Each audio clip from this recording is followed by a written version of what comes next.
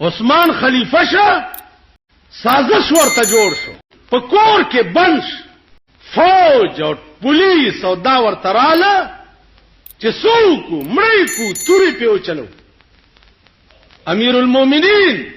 عثمان ذی نورین ورته وی چې کم کار پیغمبر نه دی کړی ځنه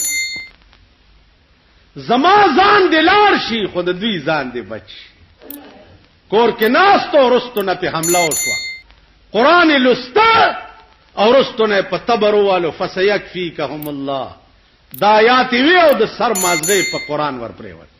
زما عزیزانو دې ته وی نظام اسلام دې ته وی نظام اسلام دا عثمان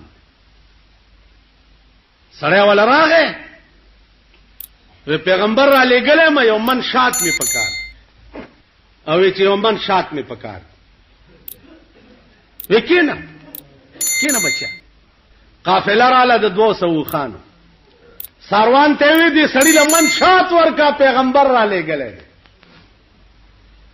ساروان ورته چې جی من شات چې د بار نه کم شي نو یو انډه سپکو یو درون بیا په وخ بار نه بټینګيږي عثمان ذی نورین ورته وی چې د سړی له بمن شات خامخا ورکو او کبار نه ټینګيږي نو بیا ټول بار والا ورکا ساروان ورته وی چې جی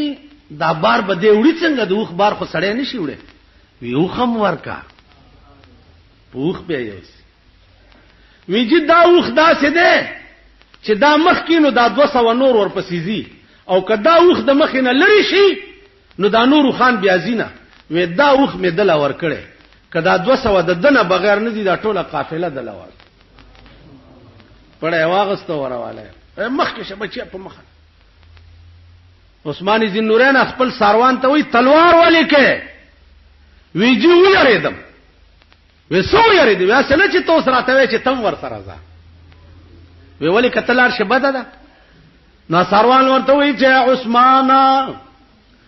تا د پاره خو به ما غوندې نوکران ډیر پیدا شي خو ما د پاره به تا غوندې آقا بل پیدا نشي دې ته وی نظام اسلام مونږ او نظام اسلام دیکھو وګوره د عثمان ذی نورین رستو حضرت علی خلیفہ شو حضرت علی خلیفہ شو بی بی فاطمه نا جوړا و د امیر المؤمنین بی بی انا جوړا ونه حضرت عثمان دا حضرت علی انار راغسته دی چې بی بی فاطمه ته وړو لار کې یو ملنګ پروت دی ملنګ ورته وی علی ته چې دا انار مال راک وی والا ورته د سنا علم د لیکینا دا انار سپین کا دانه ته وباسا مال لګي لګي خله کې راکوه زنا جوړه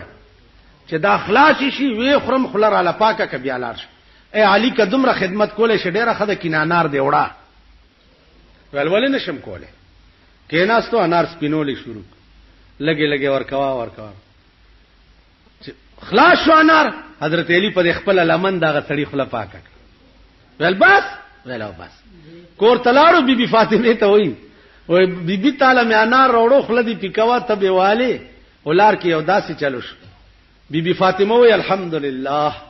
خدای چې زما په نوم یو شعر اتلو استاد غریب خېټه کې پریوت ابراهیم ابن ادهم رحمت الله علیه هغه غویان ولا ته وای چې دا سسره دی چې ته پکې واغوي د سر امن غواړم ارس کول شم ولوای بچا وې دې دربار کې تا نه مخ کې څوک وې زما پلار وې غې نه مخ کې وې نکمه وې اوس پکې څوک دی وې زم وې تا نه بعد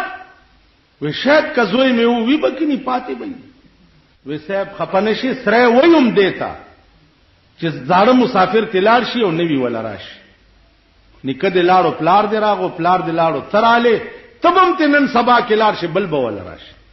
ته څنګه وای چې دا د بادشاہ دربار چې دا سره نه دی دا سره دی اوهو با دربار بند کړي کور تلاړو چې کور تلاړو سګوري چې د په پالنګ کې د وینځه پراته ده لخته راواغسته چې دا وینځه د بادشاہ په پالنګ کې څنګه سملاسته د خپل ملک یو ګوري په کومه کورسای چې چې خان او نواب کینی یا کم بالغ تاغه ډډه وای یا په کم ځای کینی ته د کلی بټیاره یا